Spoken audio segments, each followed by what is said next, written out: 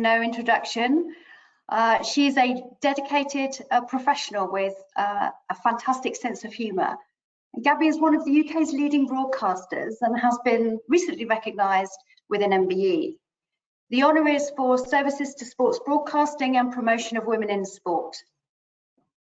A former international gymnast, Gabby began her broadcasting career in radio in 1992 and joined Sky Sports in 1996, where she quickly established herself as one of their key presenters. In 2004, Gabby hosted Sport Relief with the BBC before joining the corporation in 2007.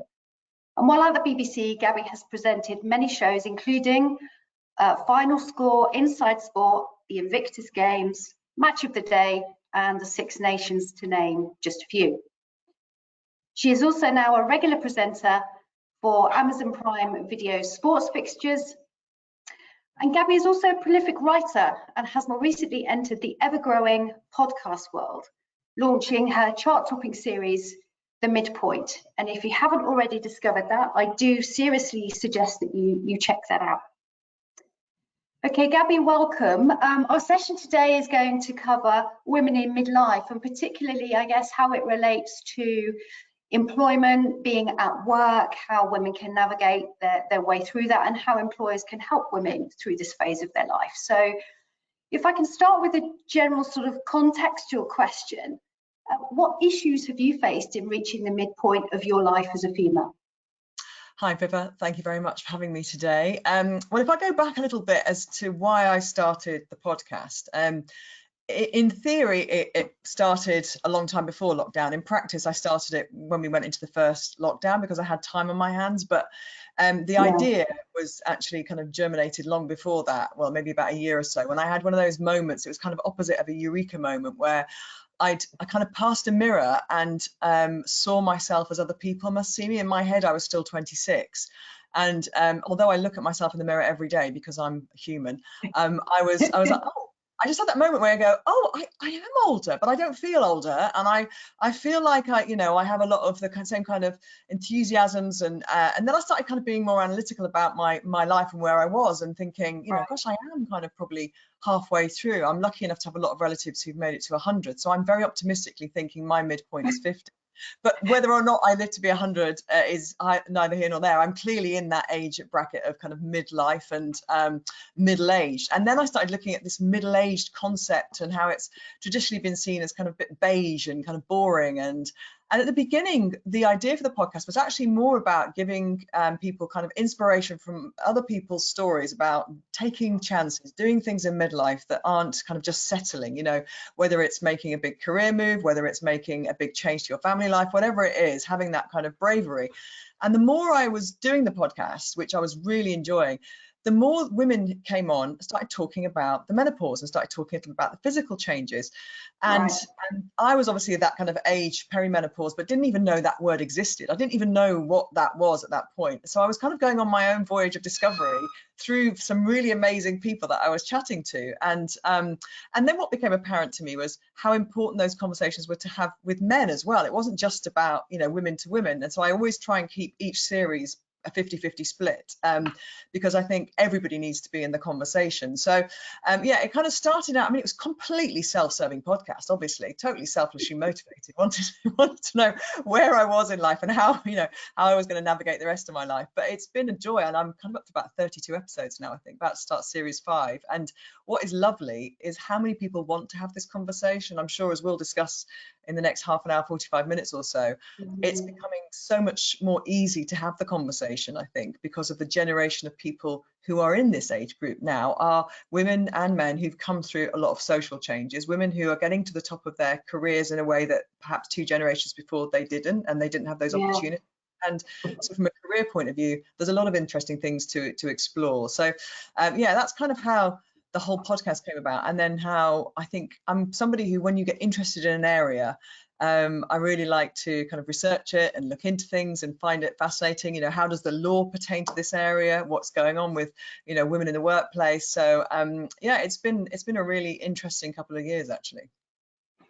And a couple of years that we've also been going through COVID as well at the same time. And I know from my own personal experience, sort of starting on that journey, how you feel. Is it because of COVID and we're in lockdown, or is it because of the menopause? Is it because I've got a teenager going through GCSEs? Is it because my mum's, you know, there's so many things going on for women, I think, at this point in their lives.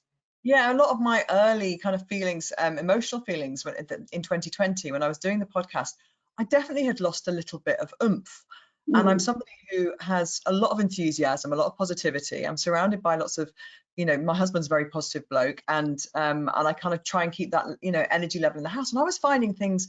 It wasn't that I felt I was worried that I was depressed or anything. I was slightly just a bit meh about things. You know, even things that had given me great joy before didn't seem to be giving me that. And that wasn't like me. And it was the podcast episode I did with Mariella Frostrop where I suddenly started to think these might be symptoms of the menopause. And rather than me, I was attributing it to the lockdown. You know, at the time, I was thinking maybe this is what the whole world's going through, and this is an anxiety. And then more and more I kind of read into it. I thought, no, this actually goes back a bit before the lockdown. And actually, if I was honest with myself, you know, it wasn't related to that, because I was really lucky because in sport, football came back quite quickly. My working life got back within a few months. So I kind of enjoyed 2 months of great kind of family time, and then I was back working. So it wasn't about, it was something else. So and through the podcast, I've kind of gone on to find, you know, that the menopause is not just about women who have hot flushes, or, you know, and shout at their husbands, you know, as the kind of caricatures that we'd like, you know, kind of seen through sitcoms over the years. There are so many symptoms, and that's why it's really important to have the discussion, because often it's misdiagnosed. You know, a woman turns up at the doctor's eventually and complains of one thing and is perhaps given antidepressants, where actually what's going on is the menopause. And that's no fault of the medical profession. Well, it is somebody's fault at one point who decided that doctors shouldn't actually learn about the menopause. So for years, doctors trained to be a GP without having any menopause training, which might tell you that a man might have designed that course. So now doctors do have, you know, most medical courses have some menopause training, but very little compared to the fact that 51% of the population might experience symptoms for 10 years. And I'm, you know, I'm absolutely not man bashing here at all, but I think if men were going through that, I think we would have known earlier a lot more about those symptoms. And I think the best allies actually, and the best people to have on board, are men in this situation, because whether you live with a woman or not, if you're a bloke, or whether you have, you know, you have definitely, you know, at some point had a mother, and you've got perhaps sisters, and you've got perhaps aunties, and you do work with women. You know, very few companies only employ men. So it's really important, I think, to just have an understanding of what people are going through and how best we can make sure that those women feel safe, secure, happy to continue their great careers. Because the irony is they're getting to an age where, you know, they're reaching the top of the tree. They've all that experience, 25, 30 years career experience, and you don't want to lose that, you know, because they should be just hitting the sweet spot of their career. And a lot of women are early retiring at that point and coming out of the workforce, aren't they? And one thing, just hearing you speak there, one thing that strikes me is that women themselves don't necessarily know what to expect or what the perimenopause is, or the symptoms and signs to look out for the menopause, if we just focus on that. So how are we expecting men and workforces and bosses at work, you know, that seems to have been a theme that I've listened to a few of your podcasts where women are sharing that. But what other important information and themes have come out of your podcast around women in midlife that you can maybe share with us? Back to what you said there about women not knowing what was happening. One of the most candid, and this is what I love about podcasting actually, it's so intimate that people have a really great conversation revealing quite personal things that they want to share. And Penny Lancaster, Rod Stewart's wife, actually Penny and I go back a bit because we were on Strictly Come Dancing together back in 2007, and we actually had a dance off against each other.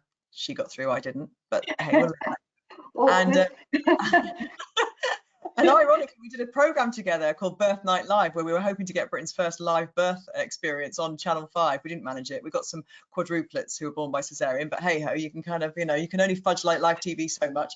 But she was a really great guest, because she revealed that she was so kind of finding such fury that she threw a chicken pie against the wall one night. You know, you can imagine Rod Stewart sitting down for his dinner with his kids, and she described this scene where Rod kind of took the boys out the room because she said, I didn't know what was going on. I just felt so angry and upset. And you know, she was really honest about her emotions, about how, and also about weight gain, because she said I put weight on that I couldn't understand. I was training as hard as I ever had, and I was doing, I felt I was eating well, and we actually had a nutritionist on that episode called Pippa Campbell, and she said, call me afterwards, I'll tell you what's going on with your body and your thyroid and what happens to your metabolism. And when all these hormones change, it affects so many things in the body.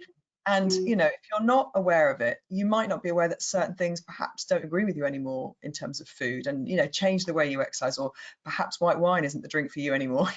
So all these things that kind of, she was just thinking, what's going on, actually were menopausal symptoms.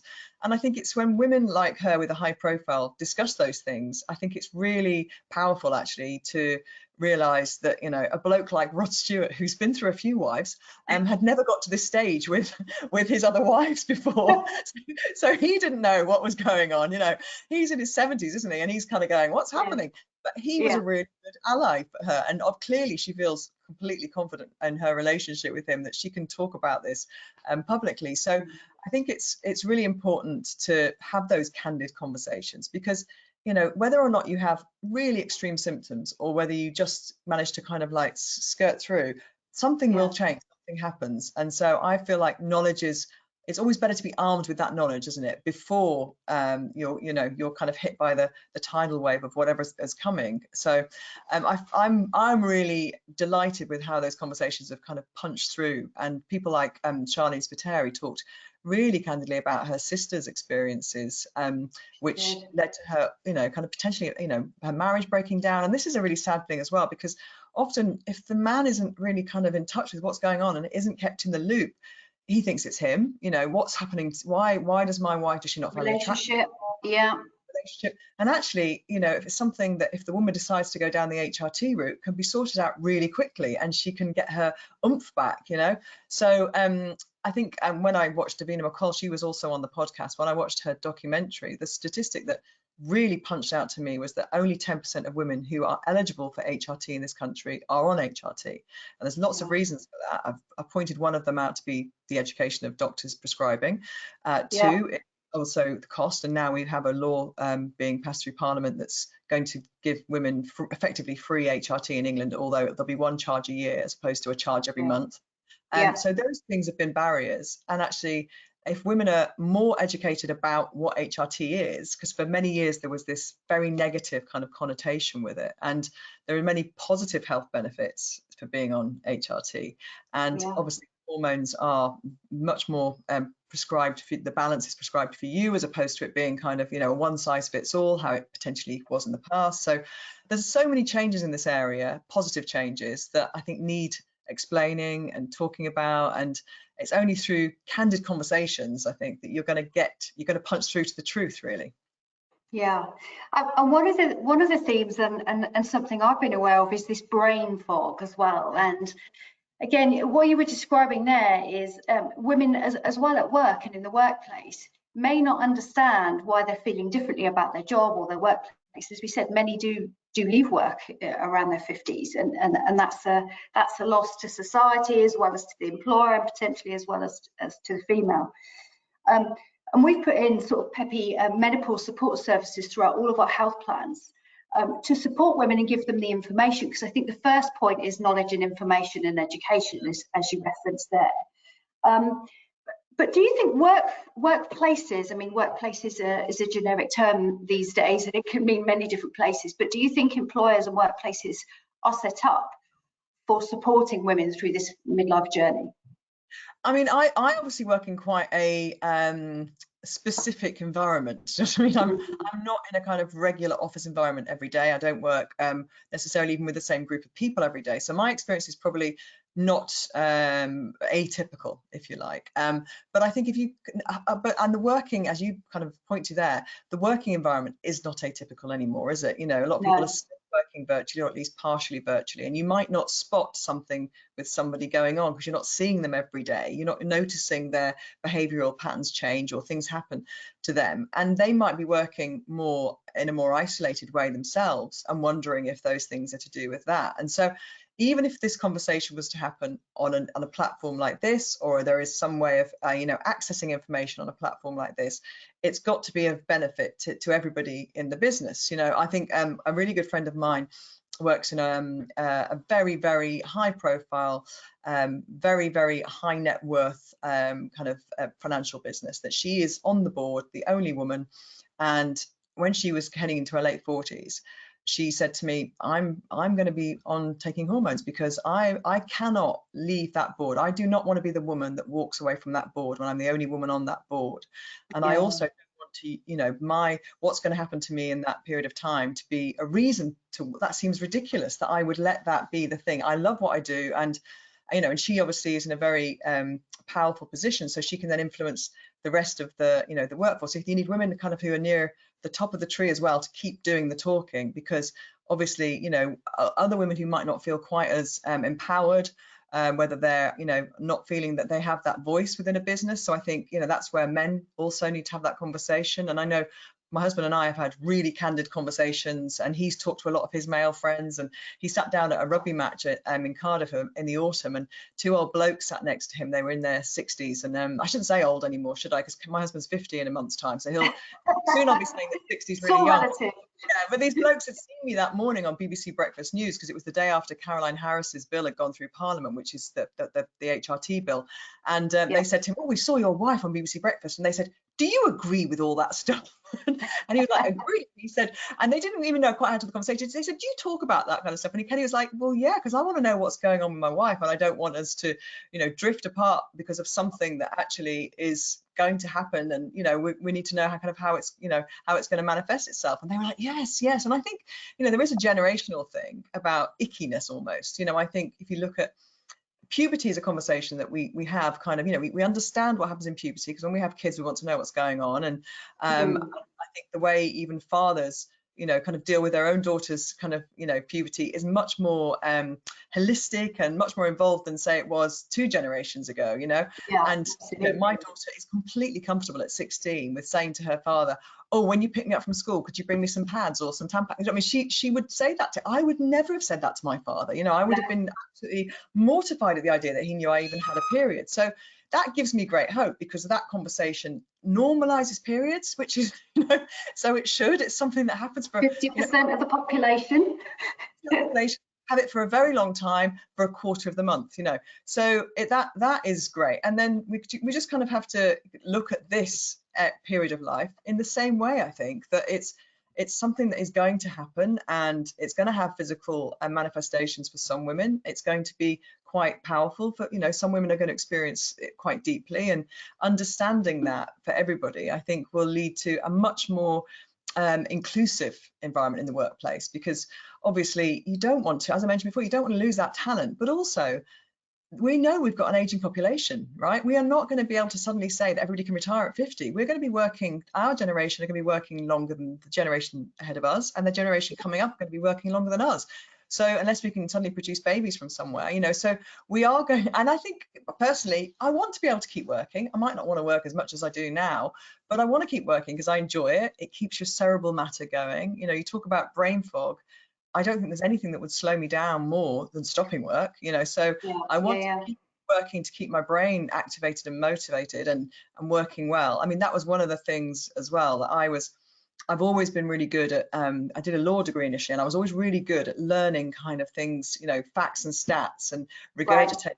And in my job, being able to just think of something very quickly to furnish an argument or furnish a debate about something is really important. And I felt myself, I couldn't grasp these names and these stats as quickly, and I was starting to get. I thought maybe this is it. Maybe I'm out of here at like my late 40s. I can't do it anymore. And then I was looking at Gary Lineker, thinking, well, Gary's in his 60s. Why can I not do this? And why is my? And then, of course, when I understood that was part of what was going on in the perimenopause, menopause, and I started taking HRT, it almost disappeared overnight, that brain fog. And I've found in the last 6 months, I feel as sharp and as on it as I ever have done in a working environment. And I don't feel at all that I'm going to, we all have those moments where you lose a name, but nowhere near how I worried that it was going to kind of be this steady decline of me saying things like, that team that plays in red.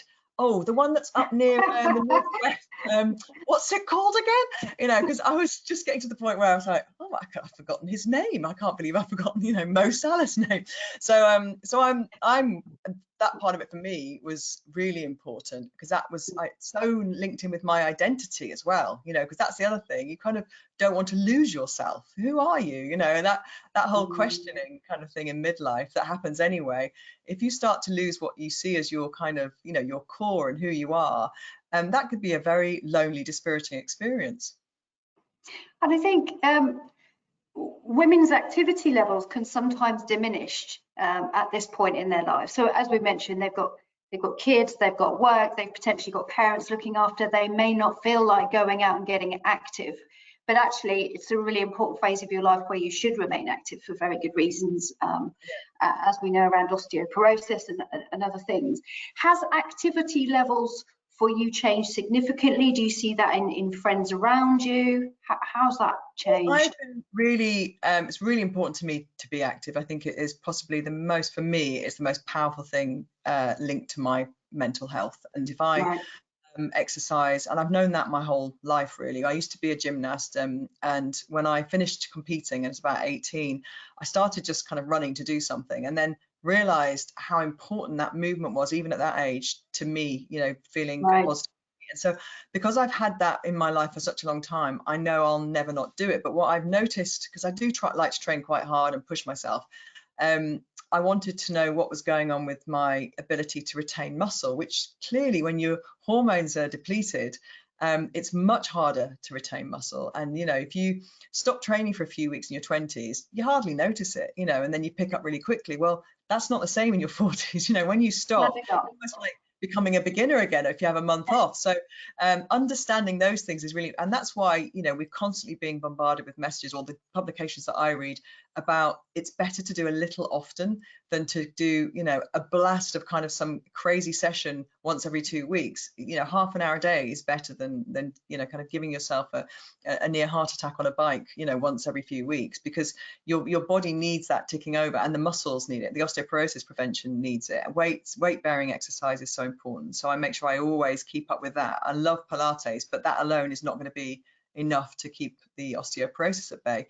And things like, you know, unless you're really built for it and you are a brilliant marathon runner, you know, that might not be the best thing for you in your late 40s, early 50s. Starting marathon running might not be the best thing for you, because at that time in your life, what's going on to your body, with your body, if you've never done it before, is probably, which is probably a relief to people who are thinking, I might start exercising. Oh, good, I don't be a marathon runner. So there's so many things you can do, you know, to keep exercising. Socially as well as important. I started playing tennis again the last few years, which I always loved when I was younger, and just that, you know, that is so important, I think, as well, to have those social points with exercise. It's not just about hard work, kind of, you know, because you've got to enjoy it. If you don't have a little bit of satisfaction out of it, you're really not going to do it. So keeping yourself kind of stimulated through it as well, thinking about, you know, not just mindlessly going and doing the same thing all the time. It's you know, mindfulness is one of those kind of like, you know, catchwords that's kind of like buzzwords of the last 10 years or so, 8-10 years, but actually it's really, I think, an important word to think about with so many things, whether it's your food, whether it's your exercise, you know, being mindful of what you're doing and not just doing it because you've been told to do it, is it almost accelerates the effect you get from things, I feel, because you're putting your kind of mind into, I mean, when I'm doing a squat, sometimes I think, right, am I really thinking about where my body's going now, or am I just going up and down, you know, with my knees bending? So I'm much happier when I exercise, but I also know you can't exercise the menopause away. Do you know what I mean? It's like over-exercising is not going to get rid of, you know, kind of the symptoms. So being healthy will help you, though, you know, and being healthy is everything, isn't it? It's mind and body, and understanding as well, you know, what food is doing to you at that stage in life. Again, you're not going to eat the menopause away. You know, it's not diet is not going to stop it, but your diet can help with symptoms, and certain foods, if you experience hot flushes, for example, certain foods will exacerbate that, and certain foods will help to keep that down. So I think understanding that, and being able to have a conversation with somebody who's going through that is really helpful, isn't it? It is. Just a quick reminder for the people who are sending questions in, please keep sending them in. We will get to them at the end. I'm just going to ask Gabby a couple of other questions and then we'll get round to your questions as well. So please send some in. Can I just tell our lovely viewers today that we pre this webinar, I couldn't work out why I look so red on the screen, and my jumper is the same colour as Pippa's collar and it looks magenta. So there's clearly a problem. If anybody knows why a Mac computer might have, because I keep catching myself thinking I look like I'm about to burst. I look like that character from Charlie and the Chocolate Factory, but I'm not this colour in real life. Yeah, so sorry about that. If it's chat as to why a Mac is, yeah, if it's putting you off, I'm sorry. I seem to have gone really wrong. That's all right. So what I was gonna jump to now was sort of the culture change in attitude. So I think there are pockets of shifts and pockets of awareness, but I think just thinking about it from an employer's perspective, it still, to me, for many employers, feels like a taboo subject. They don't know if they should be talking about it, whether it's going to offend men if they talk about it, whether it's going to put men off if they talk about it, and actually women might feel embarrassed to talk about it at work. So kind of in a way, for me, it feels like a little bit like mental health was 20 years ago. It feels like we're going to catch up a lot quicker on this topic and the awareness. But what do you think employers can do to support, I guess, that openness and awareness of this as a topic? You're right, Pippa, about, you know, not everybody is going to want to talk about this in the way that, you know, people don't want to talk about, you know, kind of their sex life openly, or their, you know, there's lots of areas that you think, well, I don't want to discuss that in public. But at the same time, I think if there is an atmosphere of openness, you know, so that without kind of, you know, the boss going all Ricky Gervais and giving a speech that kind of makes everybody in the building cringe. But if the head of the company is kind of like, look, we need to make sure that we have, in the same way of mental health champions, we have somebody who, if people want to talk to in the business and feel that something could be done to help those women who are going through symptoms, that it can be an open conversation that isn't then, because people used to, didn't they, not want to have that mental health conversation years ago, because they felt that it was somehow going to perhaps hinder their career, or they were going to be held back, and that was, you know, it was a real stigma. And actually understanding people is always better than, you know, people having to hide things. And so if it is that somebody says, you know what, the temperature sometimes in the meeting rooms gets a bit hot for me, if it'd be great if we could have some ventilation, or it would be really lovely if I could get the windows opened, or, you know, just simple things like that. Or, you know, it could be a game changer for somebody. It could be the reason they're feeling really stressed about, you know, it makes it worse for them because they're anticipating it, thinking, God, I've got to deliver that big pitch today in that room that's always too hot for me, and I'm worried if I have a hot flush or something, you know. And I think that openness will also kind of almost reduce the anxiety ahead of those things.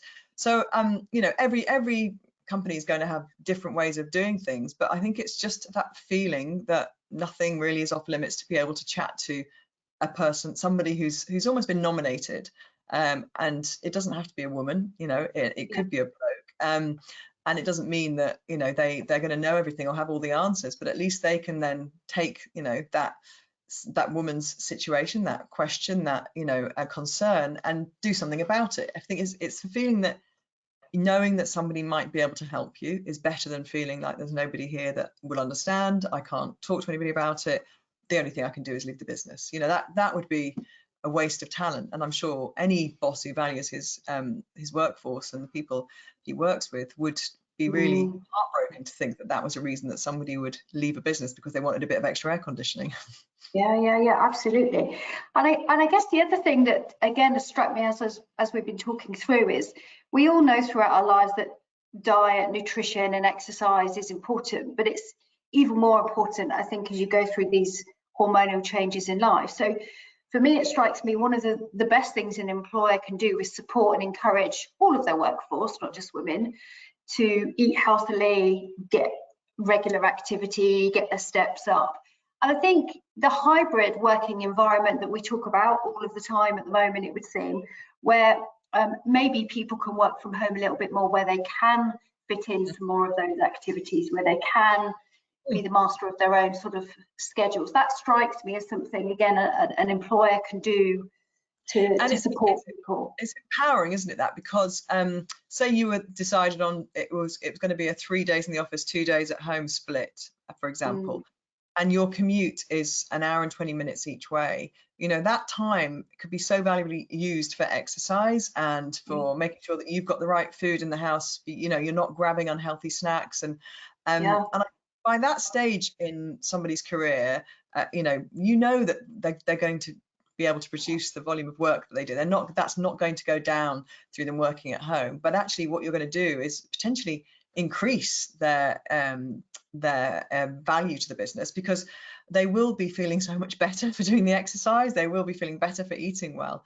And those messages actually, that, you know, as you say, pertain to everybody in the workforce, don't they? They're not just about women of a certain age. Everybody needs to be reminded about the importance of exercise, not being too sedentary, not sitting at your desk for too long, getting up and going off and having, you know, whether it's just doing 15 minutes of breathing or going for a walk or clearing your head and coming back. Sitting at a screen is all day long is not, it's not good. And it's also, you know, diminishing returns, because the longer you sit there, the slower you kind of, your eyes start to go, things start to kind of feel like they're working through treacle, and you need that ability to go off and do something. My last Friday, when the storms were hitting the country, I was supposed to be doing a rugby match in Cardiff, and wisely it was called off. And so I was working at home that day, and my daughter was on half term, so she was getting a speech ready she was having to deliver at school, and she just was really demotivated, and she brought her stuff down to the kitchen where she normally doesn't work, and then she was moving around, she couldn't get going, and it was about 3 o'clock, and I said, get your gym kit on and go and do some exercise. And she's quite a good girl, she kind of like went, okay. So she went off, got her gym kit, she went and did some exercise. An hour later, she just felt, oh, thank you for that, mummy, I feel so much better, I feel like, you know. And it was, and she knows, she trusts me because she sees me do the same thing. So I think if I was sitting there kind of like eating a jam tart saying, go do some exercise, she probably wouldn't believe it. But because she knows it makes me probably so much nicer to live with as a mum, actually, that she kind of went off and did it. And she said to me afterwards, she knows it herself because she likes to exercise, but she said, God, I felt so much better. I got the speech finished, and and I think you kind of, you know yourself that you feel more energized when you've had some movement, you feel better when you eat well. And if that means working 1 to 2 days a week at home so that you can get all those things in place in your life, I think you'll just have a much happier, healthy, more productive, more engaged and more retained workforce. It seems like a no-brainer, doesn't it? And maybe we needed that reset to kind of remind ourselves of all those things. You know, it doesn't work for people working at home. A lot of people working at home 5 days a week, that's for sure. You know, a lot of people don't like that, but a lot of people have found the balance has been majorly beneficial to their well-being. Yeah, and I think that's something employers can be mindful of now as we're starting to get people back into offices. Is how you retain that good balance and take account of people's circumstances and some of the benefits that they've had from working from home, and indeed some of the risks, as you say, if they're sat at a static computer all day on Team or Zoom calls. And socialisation, well, Pippa, is important, isn't it? Because, you know, I know for younger people, I've got one of the women I work with in my agency who look after me, she's her early 30s. Working 5 days a week at home didn't work for her. She was single. She wasn't meeting anybody, socializing, not just looking for a life partner, but looking, you know, for social interaction. It really didn't work for her. You know, if you've got really young kids, it's going to be challenging because of the childcare situation. 5 days a week is going to be challenging. So there are lots of people it doesn't work for to be out of the office all the time. But for even those younger people, I think, really enjoyed being able to exercise and go and do things when they felt like, you know, not everybody wants to exercise at 5 in the morning before they do a commute. That's, you know, extreme people like to do that, but most people would rather have a coffee first and just wake up. And you're not going to train. That's when you can do it, can't you? Yeah, I must admit, I've tried working out in the morning lots and lots of times. It's just not the time for me, I have to confess. I've just had a question I'll just answer now, because people might be wondering, is there a chance to watch the catch up? Yes, I think it will be recorded and it will be available for people to watch offline, so just for anyone who's wondering. Okay, so here's a question around, what are your top tips on managing a healthy, balanced life, great well-being, and a very busy career that you have? What's your top tips on how you how you balance that? I think I've always had a natural kind of ability to organise well, and I think as you have a family and a career and you're trying to be healthy, being organised is, boring, but it is, but it is the key to. So looking at the head to my week, I kind of go, right, I'll be able to exercise here, here, here, and here. I'll be able to make sure, like yesterday evening, I did a food shop to make sure I've got good food in for the rest of the week, and kind of plan, what kind of things we're going to eat for the rest of the week, so that I know at this age, I work better with a protein breakfast. I like to have a bit of fish in the morning and some green vegetables. That works well for me. But that's through trial and error. So it's kind of knowing and having those foods in, so it's the only meal breakfast that I allow everybody to have a different thing. Like, I don't tolerate fussy eaters in the house. So at breakfast, though, I think everybody has a personal kind of relationship with breakfast, don't they? One person in the house is a porridge person. Somebody else likes to kind of have, my husband's gluten-free, so he'll have some gluten-free toast and egg. Everybody's got their own thing. So I kind of let that, go, right, everybody has their own way of getting the day going, and being organized like that has served me, well, even down to the point of, like, I'll look ahead and go, right, I've got 4 shows this week, I need these clothes ready, and that time then I'm not kind of wasting time, spending hours thinking about on the day, what am I going to do with this, how I haven't got any food in now, or I haven't, and then you reach for something unhealthy. And I learned those lessons, I think, in my 20s when I wasn't as organized, and oh, I haven't had any breakfast, it's 11 o'clock, I'll have a bar of chocolate, that's a good idea. And oh, my energy levels have just dropped and I now want to have a nap. So when you kind of go through those things, I think you have to learn and listen to your body and be more in tune with your body and as you get older, you've had your body for longer, haven't you? So you kind of, like, you do listen to it. Figured it out a bit. Yeah. What exercise, what suited me in my 20s doesn't suit me in my 40s, and it's all about, for me now, it's skeletal strength, because I don't want to find that I'm suddenly walking differently because I've got an ache somewhere. So Pilates is really important to me to keep strong in my core and all those things that you need. As you get older, your weight bearing exercise is really important, and I find the balance of different things that I enjoy like that is really important, and also not being afraid to take time for you doing something, because I think we can be quite martyrish sometimes, as when you're kind of like running a household, you've got kids and everybody's and it's, you're always doing things for other people, and actually it's really important to take some time out and do something for you, because then you don't resent, because I love being the nurturer and looking after everybody, but I think if I didn't take a bit of time out for me, I'd probably start to feel a little bit like, oh, does nobody care here that I haven't I haven't had an hour to myself. So I think that is something to not be afraid of saying, actually, because it doesn't seem to bother my husband when he goes and plays golf for 4 hours. Do you know what I mean? It's like, he seems quite happy with that. So yeah, as your kids get older, it does afford you a little bit more freedom as well. When you've got teenagers, they don't really want me hanging around with them all day long, sadly. So yeah, I think it's important to keep the things that stimulate you, the hobbies that maybe you once had. And lately I've got back into try and play the piano again, because I felt like I was I had time, but then I'd just sit down and watch some mindless kind of like TV for an hour and think, oh, I could have been just practicing the piano then. So especially when everybody's out of the house, I don't want anybody. How did you find it? Because I tried the same, and my brain just does not want to read music anymore. It's just like, yeah, I almost went back to the start, and I kind of just started doing scales and things to remind myself, and my fingers didn't seem to move the same way.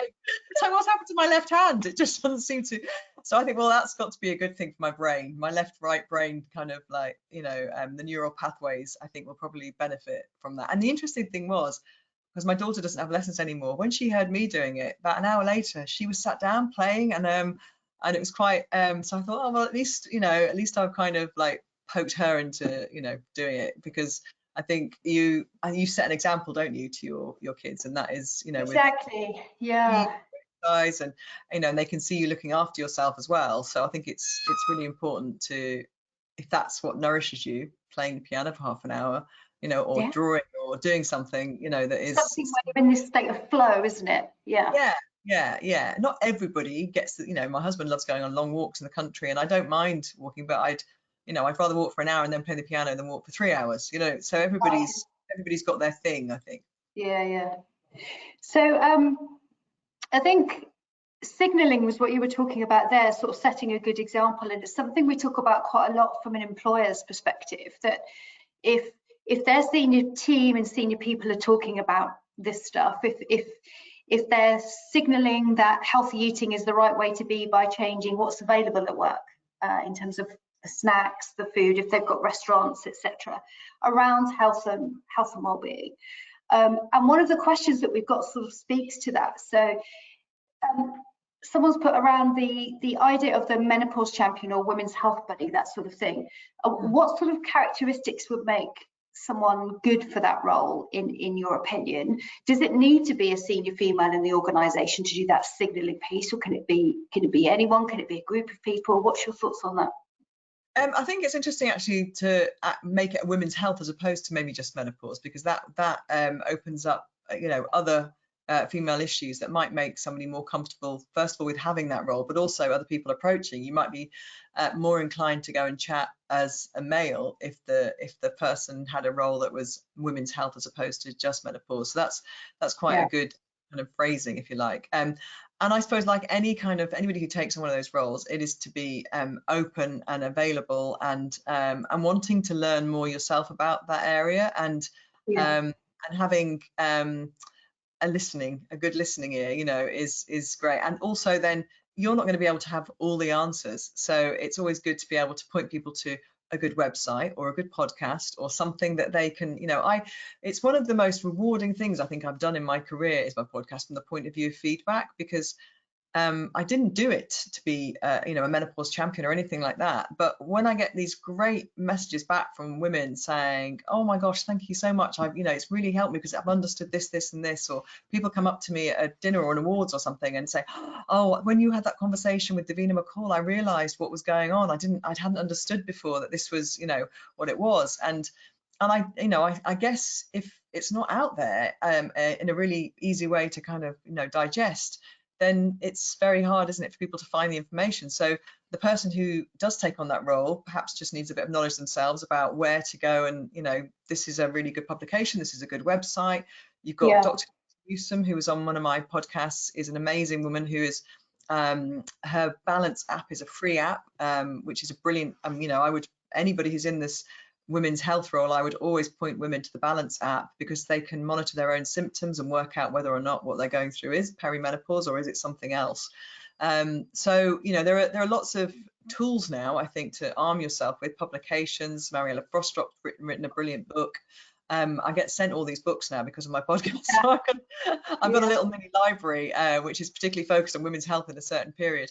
But all those things are worth knowing in your little kind of your toolbox, so that when somebody comes, you can recommend them. And because you're not a doctor, that person's not going to be a doctor, that person's not going to be medically trained, unlikely anyway, depends what the business is, but it's unlikely to be a medically trained menopause expert. So all you're doing is trying to share information, aren't you, and make it available, signpost people, and give people a bit of support, so that they don't feel that they are, alone. And why is this happening to me? I don't see it happening to anybody else, because a lot of women's mothers in this generation didn't really talk much, so those conversations might not have happened in the family. So, and a lot of women, they always ask you when you go see somebody about the menopause, the doctor will ask you, what was your mother's menopause like? And speaking to Dr. Louise Newsom, she said it's amazing how many women say, "Oh, did she have one?" or "I have no idea." Or when they go back and ask their mother says, "Oh, it was fine." And then they look back and realize, "Oh, but that's when you divorced dad, and that's when you had a really hard time." And they kind of start to link with the dots and realize there was a menopause, but the mother perhaps didn't realize that's what she was going through. Yeah, absolutely. And I can resonate with that. And I found myself listening to the podcast on the train, nodding along, agreeing with what was going on, giggling at times, at some of the information and the way it sort of comes to life in the way the stories are told. Before as well, we didn't really get into it, but a lot of women who, like my age kind of group, late 40s, have got teenage kids who are absolutely brilliant, but a challenge. Having a teenage child to look after at any stage of life is an interesting journey. You combine that with what we've been talking about. And then at the other end of the spectrum, a lot of people have parents who are going through their own health complications. So you've got these kind of two ends of life almost that you're dealing with, as well as what's going on in the middle. And that is as well as a career, and that is a lot to that is a lot to look after. So, and COVID now as well, of course. Yeah, and what we've all been dealing with for the last 2 years. So there is there is a perfect storm, isn't there? I think it is a bit. We're blessed with all these things coming together at the same point in our lives. No, we do. I have a question I'm gonna put to you. This person is calling out that they've had the fatigue, they've had the brain fog, they're on various different forms of HRT, but still feel that they're at the point of leaving work because it's just too difficult. And is there any advice for how you approach your boss to have a conversation? How do you even start that conversation with your boss? Any suggestions there? Well, I'm not, I mean, I employ some people, but I'm not a boss, in the sense of, but when I've heard my husband, because obviously he's been working at home and he does employ a lot of women, and I've heard women have conversations with him. I've overheard, on Zoom, or I heard the start of it and then kind of walked out because I realized it was, and they weren't pertaining to this period of life, but they were pertaining to post pregnancy and feelings of kind of that they might have postnatal depression. And I was so proud of the way he handled their situation, and I think actually there was clearly a relationship that's open, that they felt they could do that. So I think for the first instance, it's being open generally, isn't it? And knowing that you've got a boss who, while he's not your best mate, you can have a conversation. So I think they felt comfortable. All I can tell you is my example of seeing how that was handled, that there was clearly a comfortable relationship. They could have the conversation. And it was heartbreaking for me because I've known these women that they had obviously been harboring these feelings of like, I'm not feeling great, I'm not feeling as good as I was, and actually then realizing that him as a boss was like, take your time, whatever you need, we'll help you, we'll support you. And one of them was feeling particularly low, that she wasn't going to come back to work. And I think on hearing that, within a month she was back at work, because it's almost like that weight was off her shoulders, because she then kind of could just, nothing's ever as bad as it seems. You know what I mean? There's always a way through something. And I think that is what you've got to remember when you build these things up, don't you, in your head, thinking they're not going to like this, they're not going to respond well to this. I can't say anything. Yeah. I'm going to advise how this situation is going to go. And actually, when you sit down and just say it, it can be quite an emotional thing. And if I was a boss, I would expect a lot of those conversations to be quite teary, because you build up this kind of, feeling in your stomach with kind of, oh my gosh, I've got to say this, I've got to say this. And that once it's out, it's an enormous relief. And the person you're talking about who's just sent that question in will probably find that having had the conversation, things almost start to ease a little bit, and those symptoms, perhaps the anxiety is also building up. Just from having got the question or the point out. Yeah. And I don't know what their relationship with their boss is like, or the person who they're senior, but there will be somebody in the business that they can have a conversation with. And I think it is being assured, and like we said before about mental health, I think we've thankfully come to a kind of situation now where people feel really comfortable about saying, I think I've got some anxiety, I think I need to just take a bit of a back step and work out what's going on. Well, this is something that is equally as important, and it's as impactful on life. And so I think having an open conversation is something that we should all encourage. And as I say, building things up sometimes makes it worse, so have that conversation. And so again, I would say, if there's any senior organisation females on the call who are happy to talk about this within your organisation, that empowers other people to feel comfortable talking about it and maybe raising if they are struggling a bit. So that's something I think we can all take on board, and something we can do.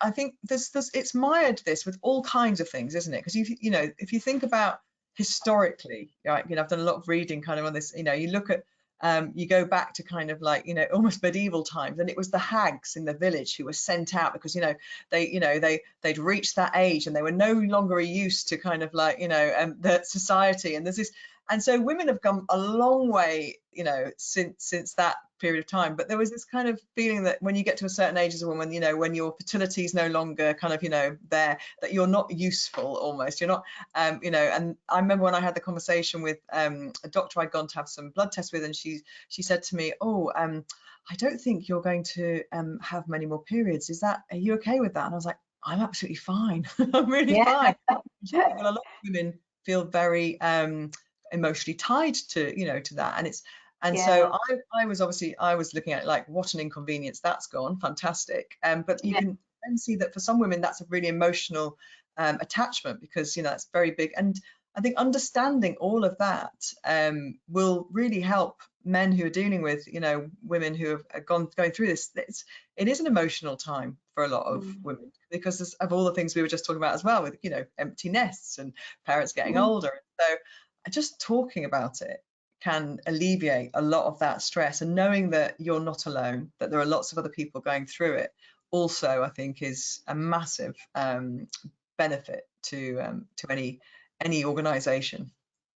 I think it is. I mean, it's one of the functions of the PEPI support service that we give to our members, is there's a group chat function.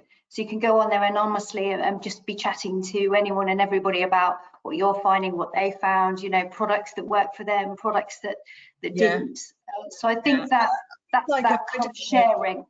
I had IVF to have my children, and I didn't know that is a factor in bringing on the menopause a bit earlier than it might be. The average age is 51, and I was in my late 40s, and I was a bit kind of so I felt, you know, I was quite surprised, you know what I mean, that I was that age. And certain ethnicities have a slightly earlier menopause, you know. It's just knowing those things, isn't it, that then you go, oh right, okay, I'm fine, that's what it is. So yeah, the more information shared, it just feels to me, like you said before, it could, you know, it'll be quicker than the mental health discussion, I hope, in terms of reaching a normalcy, in terms of how comfortable people are. But it will get to that stage where, yeah, there's no uncomfortableness about it. Fingers crossed. Okay, one question from the audience, and I know you've spoken to many people about this, so I'm hopeful to get some good tips. But what foods should be avoided for hot flushes? What have you found? What have you heard people say? Well, I've not, I didn't have, or haven't had kind of like hot flushes. So I've only gone on kind of what I've read, you know, and it's avoiding the kinds of foods that make you hot, basically. So, you know, spicy, curried foods, you know, and alcohol, you know, in moderation, not late at night. Certainly, you know, white alcohol as opposed to kind of dark spirits, and not having kind of too spicy foods close to bed, obviously, and all the things that you kind of associate, I think, with increasing heat, basically. And like I mentioned before, how we process food changes because of our thyroid and insulin levels, and the way hormones is a very complicated relationship. So, you know, how we process carbohydrates changes, and, you know, slow releasing carbohydrates. So yeah, oats are really good if you're going to have a carbohydrate breakfast. As I mentioned, I prefer to have a lot of fish and at breakfast time. So people, you know, will react differently to different foods. But you know, the kinds of foods that we're told not to eat because we want to lead a healthy, balanced life are the kind of foods, you know, that are going to exacerbate those flushes. So, you know, reducing your sugar intake is a really important thing as well to keep your mind on, which is for everybody, isn't it? But I think if you're motivated to reduce the effects of your flushes, then, you know, not reaching for that fizzy drink at 3 o'clock in the afternoon and having a glass of water instead will give you multiple benefits. Yeah, I've had to reduce my caffeine intake. I found I was a bit of a coffee addict, I will confess. And I found that after 12, I think, you know, have your coffee in the morning, don't have your coffee later on. My sleepy, restless legs and all of that sort of stuff, and I think that's another quite common one. Yeah. Someone's just posted in the chat, it's not a question, but a few people have commented that they've been putting off going to speak to their GP about maybe signs and symptoms, and now this is a great nudge for them to go and get it sorted. And I think that's another thing with COVID, is the prioritization in people's minds about whether I need to go and get some help for this, and that maybe something they've been standing back from and thinking, no, there's other stuff. Somebody else more important that needs to be seen. Yeah, and actually, you know, like if this goes back to the thing about prioritizing yourself for a little bit in your life, because I always think, like, I've always joked with my husband, you know, that I'm the CEO of the family, and obviously if I'm well and functioning well, you know, because you know, I help, well, I basically organise everything, and he's been very good, Kenny, at following those organisational tips. But that feeling that, you know, I have to be well and healthy so that this all runs. If I'm not functioning well, you know, and I think a bit of the sports woman in me that kind of has that outlook, and that's the same for my husband, because he was a rugby player, that we know that if you'll be optimum kind of benefit to everybody around you if you're feeling well. So you going to the doctors not only is important to have those conversations so you get a better understanding and work out whether it is the menopause, but also in the long run it's better for the doctor, because if you haven't, if it's not menopause, say it was something else, you know, if your fatigue was something else, say you know, your doctor, you have a blood test because he wants to just see whether or not it's, you know, your thyroid, or it's, you know, it's, there might be something else that it is. The chances are it isn't, but it's better for them that you're, you know, happy. They have a conversation with you about HRT, or they have a conversation with you about whatever it is that you're concerned about. It will, in the long run, be better for them. You'll be making fewer visits in the future, probably having this conversation earlier. So and also check out, when you make the appointment, check out kind of, is there a doctor in the practice that's more comfortable in this area? You know, I know in our doctor's surgery locally, there is certainly a doctor that's much more comfortable, you know, on menopause. So that's always something I think to be mindful of. I know that there is, you know, I've had anecdotal stories from people, guests on my podcast, where a doctor missed something because, you know, they didn't realize that, you know, that anxiety was related to menopause. They thought it was depression, prescribing antidepressants when actually they were not relevant. Which is really common. Yeah, which is really common. Yeah. Okay, Gabby, the last question, which is around, should employers consider a formalised sort of menopause policy, do you think, that would signpost employees to what support is available, what they can do if they need time off, maybe consider career breaks at that time if that's something that they want? Is that something that you think is needed? I think what you kind of, you know, I don't want to happen, I would feel it wouldn't be a positive thing, is if, you know, a woman gets to a certain age and then, oh, well, you know, you get your time off now and you've got, because a lot of women don't want that, you know, and they don't want to kind of, need it, yeah. Formalizing that in a way might not be, you know, like that might not be the most helpful thing. But I think all employers, most employers, would really benefit from, you know, some kind of structured, you know, kind of kit of like, this is, you know, this is a good idea at this stage in, you know, your employees' work, to have this conversation, or to have this on the website, or to have an app that they can direct them towards.